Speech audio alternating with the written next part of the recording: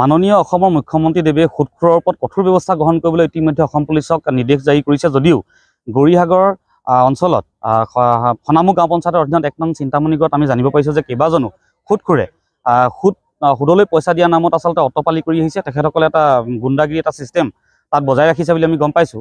গতিকে এই বস্তুখিনি আমি গৰিহণা দিছোঁ সদুতাই আহোম ছাত্ৰ সন্থাই। আৰু এটা কথা মই স্পষ্ট ক'ব বিচাৰিছোঁ, তাত যিসকল গাঁওৰক্ষী বাহিনী আছে বা যিসকল সুদখোৰ নিৰ্যাতনৰ বলি হৈছে তেখেতসকলে অকণমান সাহস কৰি আগবাঢ়ি আহক। গাঁওৰক্ষী বাহিনী বা অন্যান্য ব্যক্তিসকলৰ সহযোগত গৌৰীসাগৰ আৰক্ষী প্ৰশাসন আছে, শিৱসাগৰ জিলা প্ৰশাসন আছে, তেখেতসকলে নিশ্চয়কৈ আপোনালোকক সহযোগ কৰিব।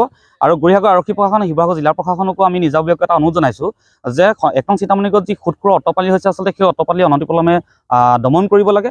সুদখোৰৰ কবলৰ পৰা যিসকল নিৰ্যাতিত ব্যক্তি, পৰিয়াল যিসকল দৰিদ্ৰ পৰিয়ালে নিৰ্যাতিত হৈছে সেই পৰিয়ালসকলক আচলতে সকাহ দিব লাগে। এই বিষয়খিনি আচলতে আমাৰ প্ৰশাসনৰ ওচৰত আমাৰ অনুৰোধ। আৰু সুদখোৰ ব্যৱস্থাটোৱে আচলতে আমাৰ সমাজৰ বাবে এক অশুভ ইংগিত।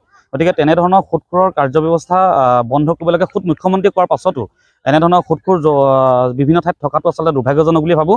গতিকে মুখ্যমন্ত্ৰী মহোদয়ৰ সেই নিৰ্দেশ অনুসৰি অসম পুলিচে অন্ততঃ শিৱসাগৰ জিলা প্ৰশাসন আৰু গৌৰীসাগৰ আৰক্ষী প্ৰশাসনে এইটো কঠোৰ ব্যৱস্থা ল'ব বুলি মই অনুৰোধ কৰিছোঁ যে 1 নং চিন্তামণিগড়ত যি সুদখোৰৰ কবল আছে, সুদখোৰৰ যি দাদাগিৰি আছে সেই বিষয়খিনিৰ ওপৰত এই প্ৰশাসনসমূহে অনতিপলমে কঠোৰ ব্যৱস্থা গ্ৰহণ কৰিব বুলি মোৰ অনুৰোধ থাকিল।